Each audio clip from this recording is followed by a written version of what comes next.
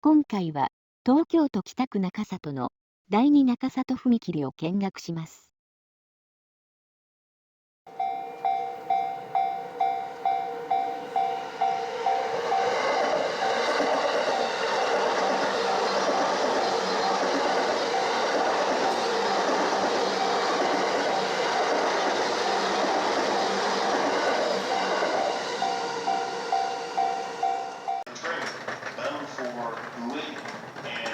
第二中里踏切は山手線に唯一残されている踏切です。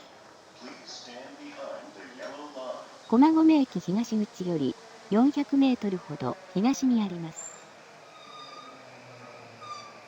山手線最後の踏切のため、ちょっとした穴場となっています。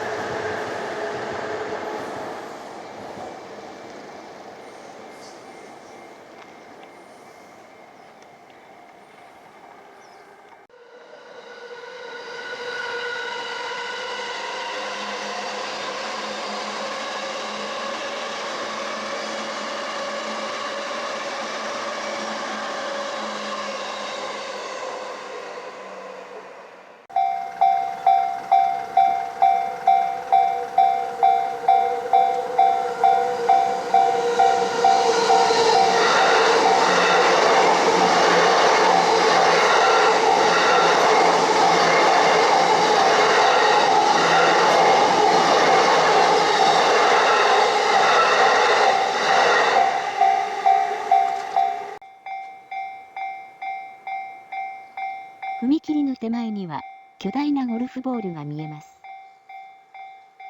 これはライト株式会社の社屋のシンボルです。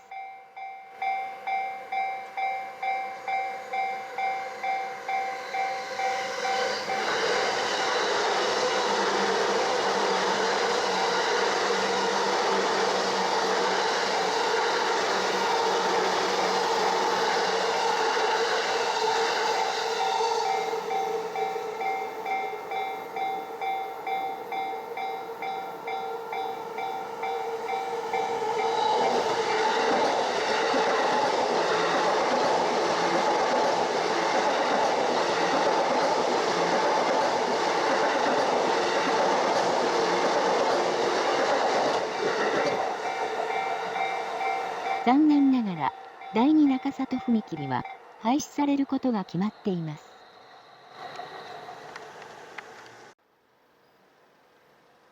廃止までまだ時間はありますが、訪れてみてはいかがでしょうか。山手線の珍しいスポットでした。